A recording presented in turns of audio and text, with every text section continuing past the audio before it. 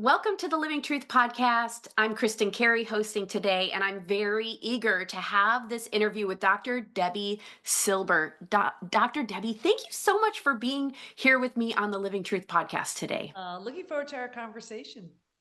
I want to tell you guys about Debi. Dr. Debi Silber is the founder of the Post Betrayal Transformation Institute. She is a two-time #1 international best-selling author and has been featured on Fox, CBS, The Dr. Oz Show, TEDx, and so much more. She is the host of her podcast called From Betrayal to Breakthrough. And actually today, I'm going to be interviewing Debi on the Living Truth podcast, and then she's going to be interviewing me on her Betrayal to Breakthrough podcast. So very excited to have this conversation with you, Debi. Thank you so much for bringing your expertise to our audience. I know they're going to gain so much from what you have to share today. Well, I hope that's the intention. Okay, so do you want to introduce our topic, what you're going to be talking about today? I really want to talk about how an unhealed betrayal, even if it happened decades ago, how it's affecting your work, your health, your relationships, and what to do about it, most importantly. That is such an important topic because I think so many women and men that go through betrayal, they just move on. And there's that old saying, time heals all wounds, which is not true, Mm. right? And we just move on and we have to let it go and forget about it. And that just does not work. So I'm so glad you're going to talk about this. Now, you recently did a PhD study on how we experience betrayal and 3 discoveries that changes how long it takes to heal. So what were those 3 discoveries that you made during your study? Yeah. Well, of course, you don't study something like betrayal unless you have to. So I'm in the club that none of us want to be in. And it was, here I was, 4 kids, 6 dogs, a thriving business. And this betrayal from my husband absolutely shattered my world, as it does to anybody. And I so got him out of the house and looked at the experience, thinking, okay, what can I do here? I couldn't afford just to check out. I mean, and put the covers over my head. So there wasn't a book, there wasn't a course, there wasn't anything I can find, and I sort of learned my way through things. That's how I heal. So I decided I'm going to get a PhD in this and study it at that level.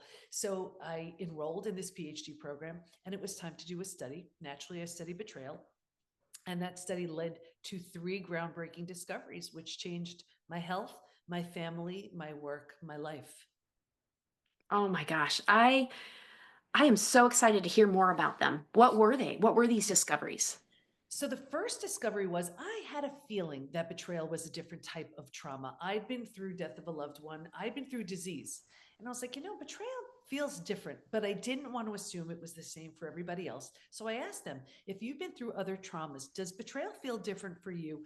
Unanimously, they said it's so different. Here's why. Because it feels so intentional, we take it so personally. So the entire self gets shattered. Rejection, abandonment, belonging, confidence, worthiness, trust, right? They're shattered. Like, think about it. When we lose someone we love, we grieve. We're sad. We mourn the loss. Life will never be the same. But we don't necessarily question ourselves. We don't question the relationship, right? We don't question our ability to trust. We don't question our sanity. With betrayal, we do. So that betrayal is a different type of trauma. That was the first discovery. So originally, I was studying post-traumatic growth, which I sort of look at as the kind of the upside of trauma. How a trauma leaves you with a new, the healing from it leaves you with a new awareness, insight, perspective. But I was like, but with those traumas, you also don't have to rebuild yourself. With betrayal, you do. So I coined a new term, post-betrayal transformation. And it's the complete and total rebuild of your life and yourself after an experience with betrayal. So that was the first discovery. I Want to love hear about it. the second one? I do. Tell me, tell me. Yeah. So the second one was that we actually found that there's a collection of symptoms, physical, mental, and emotional, so common to betrayal, it's now known as post-betrayal syndrome. And we've had over 100,000 people take our post-betrayal syndrome quiz on our site to see to what extent they're struggling. And we talked about this earlier, where we've all heard time heals all wounds, and you're right. It's not true, and I have the proof. There's a question on the quiz that says, is there anything else you'd like to share? Kristen, people write things like, my betrayal happened 35 years ago. I'm unwilling to trust. My betrayal happened 40 years ago. I can still feel the hate. My betrayal happened 15 years ago. It feels like it happened yesterday. Yeah. So we know we can't count on time. We can't even count on a new relationship to heal it. So, Absolutely not. until and unless Yeah. we deliberately and intentionally heal, it will follow us around in our health, in our work, in our relationships. Yeah. Yeah. It's trauma and it's like in our bodies until Absolutely. we resolve it. Yeah. Yeah, and every few months I pull the stats from the quiz to see where people land. Happy to share some if I'd that love would that. okay, because that would have been a really awkward moment if you said no. All right. So now imagine, Super curious. yeah, men, women, just about every country's represented, over 100,000 people. As much as I share the symptoms, I want you to really hear these numbers. Ready? Yep. 78% constantly revisit their experience. 81% feel a loss of personal power. 80% are hypervigilant. And I'm sure you see this in your demographic too. Yes. 94% deal with painful triggers. Yeah. Now, we mentioned how it lodges physically too. Here are the most common physical symptoms. 71% have low energy, 68% have sleep issues, 63% have extreme fatigue. So you could sleep all night, you wake up, you're exhausted, your adrenals have tanked. Yes. 47% have weight changes. So in the beginning, maybe you can't hold food down. Later on, you're using food for comfort, you're emotionally eating. Yeah.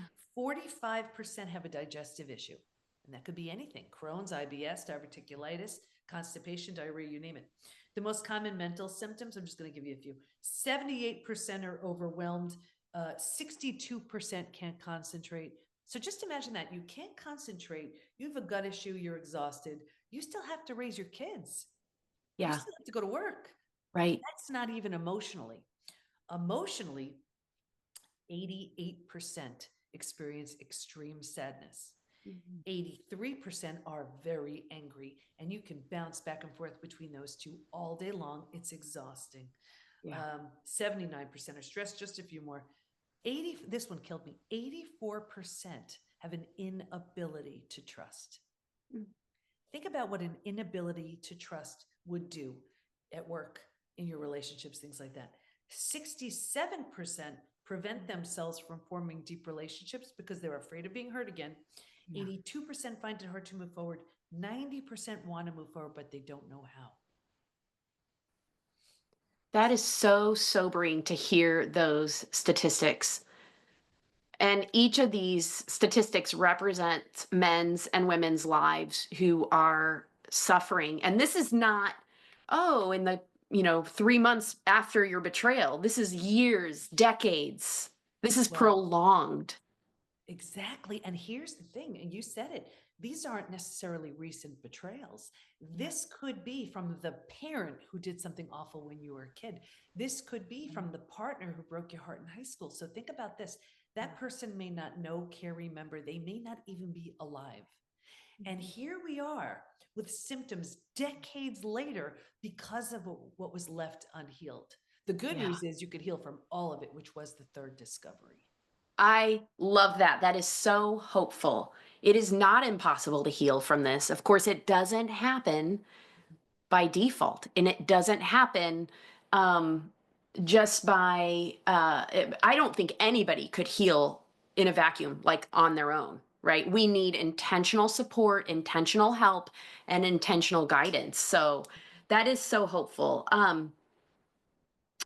Let's see. I think you answered the second question that I was going to ask you here. So here's my next question. What are the questions that we can ask ourselves to see if we're numbing, avoiding, or distracting ourselves rather than actually doing the work to heal? Yeah, and we will get to that, but I'd love to share the third discovery with you. Oh, I yes, can, oh, please do. you want to hear the third discovery first I and then we'll get to do. that question? Okay. Yes. So the third discovery was that while we can stay stuck for years, decades, a lifetime, and most people do, if we're going to fully heal, and by fully heal, I mean those symptoms of post-betrayal syndrome Yep. that I just shared, to that completely rebuilt place called Mhm. post-betrayal transformation, we will move through 5 proven predictable stages. And what's even more exciting about that is we now know what happens physically, mentally, and emotionally at every one of those stages.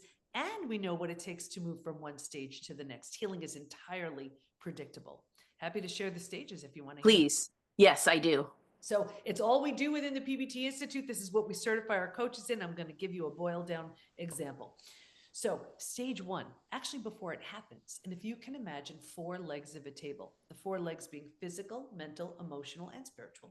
Yeah. What I found with everybody, me too, was a heavy lean on the physical and the mental thinking and doing, right? We're so good at that, and kind of neglecting and ignoring the emotional and the spiritual feeling and being, right? Well, if a table only has two legs, it's easy for that table to topple over. That's us. Yeah.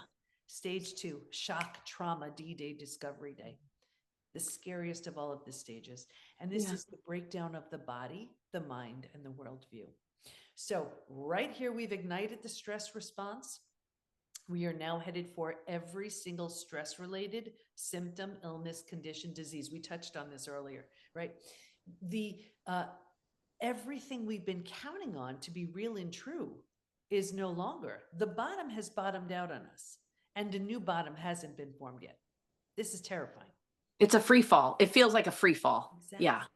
I remember one of my study participants saying, you know what it feels like? It feels like every negative emotion you can imagine getting punched in the gut and losing a child in a crowd all at the same time. Yeah. It's horrible, right? But think about it. If the bottom were to bottom out on you, what would you do? You'd grab hold of anything or anyone in order to stay safe and stay alive. That's stage three. Survival instincts emerge. This is the most practical out of all of the stages. I imagine your clients come to you in stage two or stage three. And it's very practical. If you can't help me, get out of my way. How do I survive this experience? Where do I go? Who can I trust? How do I feed my kids? Right? Here's the trap though. Stage three, by far, this is the one we get stuck in. And here's why. Mm. Once we've figured out how to survive our experience, because it feels so much better than the shock and trauma we just came from, we think it's good. And because we don't know there's anywhere else to go, we think this is it. So we plant roots here. We're not supposed to, but we don't know that. And four things start to happen. The first thing is we start getting all those small self benefits. We get to be right. We like being right. We get someone to blame. We get a target for our anger. We get sympathy Mm. from everyone we share our story with, right? So that feels good on some level. So we plant deeper roots, right? Mm. And now because these are the thoughts we're thinking, now we're like, wow, maybe I deserved it. Maybe I'm not all that great. Maybe this, maybe that, right? So we plant deeper roots. And now because Mm. these are the thoughts going through our head, this is the energy we start putting out. So like energy attracts like energy. Now we Yes. start attracting people and circumstances and new relationships to Yeah. confirm this is where we belong. Like right here, this is where we join a lame support group, and it's the misery loves company crowd. This is Yep. where we may go to therapy, the most well meaning therapists who aren't skilled in betrayal trauma. And you'll walk out of that session feeling heard, validated, and understood, and not an inch closer to the next stage. This Mhm. is where we may be healing and we'll sabotage our healing because we're afraid to outgrow our betrayer. Does that make sense? Ooh, oh my gosh, say that again. We will start our healing and we're afraid to outgrow our betrayer who has no intention of changing. So we will sabotage our healing right here. Oh my gosh, that is huge. It gets worse, but I'll get you out of here. Because it feels so bad, but we don't know there's anywhere else to go. We're like, how do we get through this day? So right here, we start numbing, avoiding, distracting. So we'll go to the doctor who puts us on a mood stabilizer or anti-anxiety medication. We'll emotionally eat, we'll numb somehow. And think about it. We do that for a day, a week, a month. Now it's a habit, a year, 10 years, 20 years. So I can see someone 20 years later and say, that drinking you're doing or that emotional eating, do you think that has anything to do with your betrayal? And they look at me like I'm crazy. And they say it happened 20 years ago. All they did was lock themselves in stage three and stay there. Does that make sense? It absolutely makes sense, and I am so resonating with what you're sharing because I have seen this happen many times where women get stuck in that victim mindset. And to be fair, when you experience sexual betrayal in a marriage, for example, you are a victim, right? But do we want to stay there, or do we want to become overcomers and experience that post betrayal transformation? Yes, we do. I Exactly. think that stage three is very significant. It's And I agree with you quicksand. that a lot of women get stuck there. Absolutely. And it's the hardest stage to leave because, especially when we've been there for a long time, we Right. can't imagine any other space. So Yeah. we just get so used to it. But if we're willing, willingness is a big word right here. If we're Oh, I willing love to, the word willingness. oh, That's yeah. such an important word. And I want you to unpack what that means more, but finish your thought first. Yeah, if we're willing to let go of the small self benefits, grieve, mourn the loss, bunch of things we need to do, we move to stage four. Stage four is finding and adjusting to a new normal. So here's where we acknowledge I can't undo what happened, but I control what I do with it. Just even in that decision, we're turning down the stress response. We're not healing just yet, but we just stopped the massive damage that was being created in stages two and stage three. Stage four feels like if you've ever moved. If you've ever moved to a new house, office, whatever, all your stuff's not there. You know, it's not quite cozy yet, but you're like, okay, we got this. That sort of like hopeful excitement. Yeah. But think about it. If you were to move, you don't take everything with you. You don't take those things that don't represent the version of you you're now ready to become. And what I found was there's this one spot as people move from stage three to stage four. If your friends weren't there for you, you're done. That lame support group that isn't serving, you're done. That betrayer who isn't changing, you're done. That therapist who isn't helping you move forward, you're done. And people say, "What the heck is I like? Is it me?" Yes, it is. You're undergoing a transformation, and if these people around you don't rise, they don't come along. So it's a very personal time, very personal, not lonely, personal. Anyway, when we've settled into this new stage, we've made it cozy, we've made it sort of mentally home, we move into the fifth most beautiful stage. And this is healing, rebirth, and a new worldview. The Mm. body starts to heal, self love, self care, eating well, exercise. We didn't have the bandwidth for that earlier. Now we do. The mind is healing. We're making all kinds of new rules, new boundaries based on the road we just traveled. And we have a whole new worldview based on everything we see so clearly now. And the four legs of the table, in the beginning, it was all about the physical and the mental. By this point, we're solidly grounded because we're focused on the emotional and the spiritual too. Those are the five stages. Oh my gosh, you just distilled that information so articulately. And I hope that as our listeners are hearing this right now, I hope you guys feel the hope that maybe what you thought was just the way it is, and there's no kind of bursting through the ceiling that your the cage of betrayal has put you in. I hope that you feel this, wow, maybe there's more.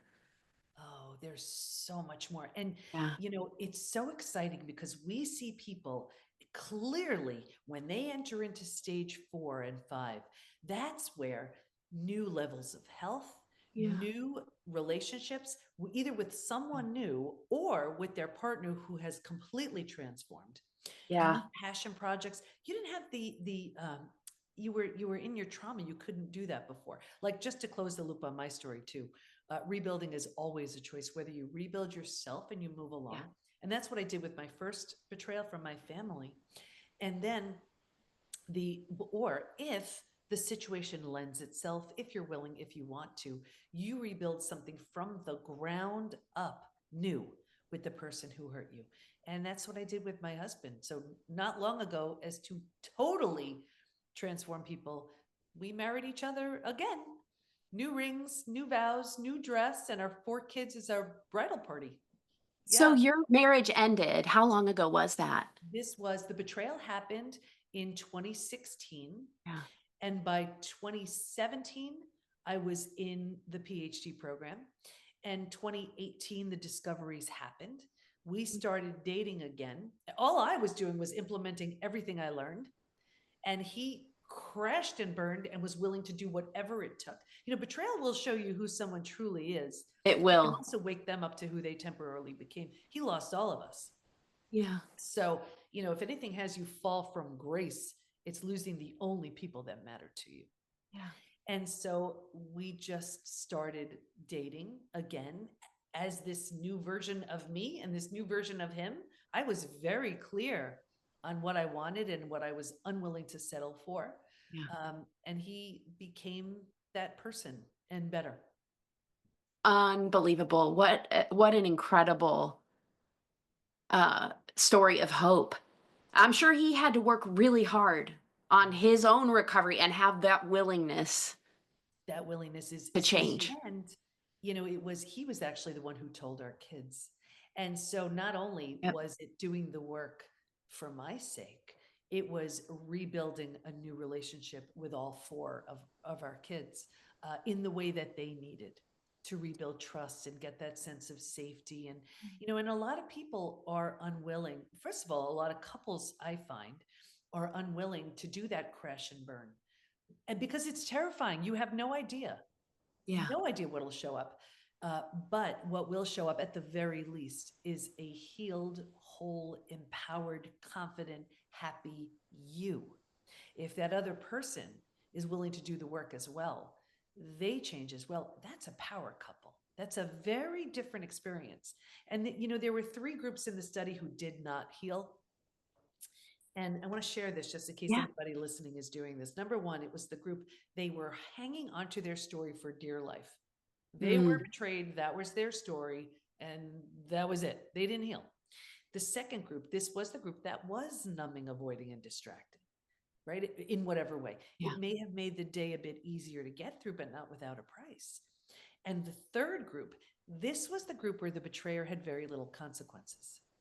So whether it was out of religious reasons, Yeah. financial fear, whatever it was, the betrayed did all they could just to turn the other cheek, look the other way. I saw two things with this group. Number one, a further deterioration of the relationship. And two, this group by far was the most physically sick, Yeah. right? Your broken heart can't take that. But it's only when you die to the old that you get to birth the new. That is so true. That is so true. And I do see that a lot. The quantity of women that I have worked with betrayal who have autoimmune conditions Yeah. is extremely high. And my population that our groups and ministry serve are more conservative Christians, Mhm. which that lends itself to this idea that you can't possibly leave, which is that's not actually true or biblical or anything because divorce is a provision Yeah. for adultery, but it is a locked in state where it's like I can't set consequences or have boundaries. Right. So yeah, over time they develop autoimmune conditions and And just to show, so it's sad. crazy. And just to show you how profound this is, we had Yeah. a woman, she was in her mid 80s, and she had a 70-plus year digestive issue from a family betrayal. She was adopted, they never told her. It was like one of those things. Yeah. 70-plus years, a digestive issue. 2 weeks in our program, she healed from a 70-plus year digestive issue.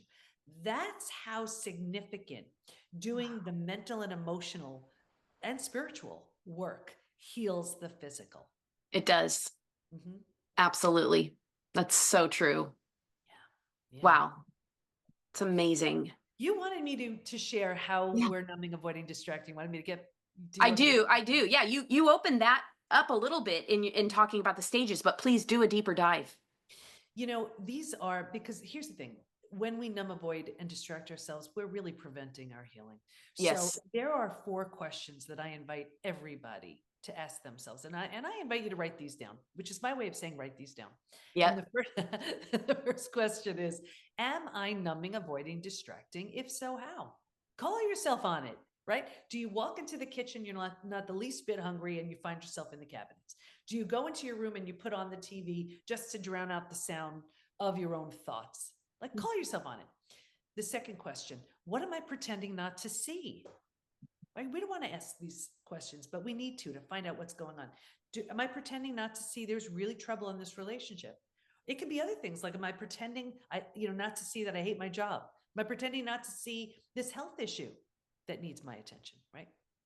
The third question, What's life going to look like in 5 to 10 years if I keep this going? Play Mm. it out exactly the way you're handling or not handling something. Play that out 5 to 10 years, and what does that look like? And then the fourth question, what can life look like in 5 to 10 years if I change now? And I'm not saying that the change is easy, but transformation begins when you tell yourself the truth. Say that again. That's so, so important. Transformation begins when you tell yourself the truth. Oh my gosh. Isn't it true? It's Right? so true. And we self-deceive Hmm. a Right. lot. I mean, and that saying it that way sounds like really negative, but it is part of our defenses, right? Is to minimize, Self deny. betrayal. That's It is self a betrayal. self-betrayal. And there's such a gigantic link between betrayal and self betrayal. We know Yes. not putting up those boundaries or settling or not speaking up or not seeing things for what they are. We know these things aren't good for us and we do it anyway. Or you know how you know you're betraying yourself? If you had, let's say, a child, someone you love, and they came to you with the same issue, if your comments to them would be any different than what you would do yourself, take a look. That could be self betrayal right there. Why is that good enough for them Mm. and not good enough for you? Mm. Right? Yeah, That's worth looking at. it Because is. for someone we love, we see, we see them, we see how something is affecting them. We want the best for them. So Mhm. we give them this thoughtful advice and love and compassion and hope. And then take a look. Why are we not giving that to ourselves? Mm. That's a self-love issue. That's a It is. worthiness issue. It is. And especially if you deal with betrayal in your adult life and you experienced it as a child, there's probably just a repeat pervasive feeling of shame or unworthiness that And really needs to be healed. exactly. And a repeat betrayal is a classic sign of an unhealed betrayal. We Yes. see it in work, health, relationships. Like, for example, in relationships, we'll see an unhealed betrayal in two ways. Number one, that repeat experience. The Yeah. faces change, but it's the same thing, right? Right. That's unhealed. The second way is we put the big wall up. We're like, nope, Mhm. been there, done that. No one's getting near me again. And we Yeah. think that's coming from a place of strength. It's not. That's fear. It is We've been fear. so hurt that we are unwilling. There's that willingness word again to risk that level of vulnerability. So we feel we're better off keeping people at a distance than taking that chance and taking that risk. That means it's unhealed. That's so true. That is Mhm. so true. That is, and that is no, I'm not saying that we need a primary relationship to be fully alive, but that unwillingness to get close to other people, that is no life at all. I mean, belonging Exactly. and connection with ourselves and with other people is it's the best part of living Of is course. connection. And you know what it's like? It's like, let's say you love cooking and you get burned on the stove and then you swear off cooking. Right. Right? That's not fair. If So that's what you sad. love to do, you Yeah. know, do we need to learn to approach the stove carefully and put a glove on? And all, of course, right? There's a way to heal from all of it, but to keep relationships at a distance because someone wasn't uh, at that level of integrity and morality that you are, that's unfair to you. Right? The idea is learn from that, use it in your favor, and that's trauma well served. It is. Yes. Learn from it, use it in your favor, and that is trauma well served. I love the hope that this trauma could actually be turned into something incredibly beautiful if we lean into it. Now, Debbie, is there anything else you want to share with our audience before we close our time? I've been there. I I I know how painful it is. I've been through death of a loved one. I've been through disease. It's a miracle I'm alive. Story for another day. And nothing for me was as hard as rebuilding something new Yeah. with my husband and healing from betrayal. Having said that, though, there's no reason. Staying stuck has now become a choice. and you've been through the worst of it already. You owe it to yourself. It's not about you. I mean, the betrayal happened to you, but it's not about you. So say that to yourself a million times until you believe it. Get yourself Mm. to stage 5 and live the life you're meant to you deserve. Say that phrase again. The betrayal. The phrase you said. Say this to yourself. It's not So about you. Say that yeah, again. even though it happened to you, it's not about you. No. It really isn't. And in the beginning, I know that's so hard to imagine. Yeah. But think about it. When someone chooses alcohol or chooses drugs, we Yeah. don't take it necessarily, we don't take it personally. But when they choose another, we do. It has nothing to do with you. Nothing. Mm. That was that person's lack, that person's unhealed trauma, that person's, sense of entitlement, whatever it was. It had Right. nothing to do with you. Yeah. That's absolutely true. Well, thank you so much, Debbie, for being here with us on the Living Truth podcast. And we will put links to be able to connect with Dr. Debbie and her work in our show notes, friends. Would you take a moment to rate or review the Living Truth podcast? That will help other people find us and find the help and the hope that we're offering for people with unwanted sexual behavior and betrayed partners. So thank you so much. And until next episode, I am holding out hope for you.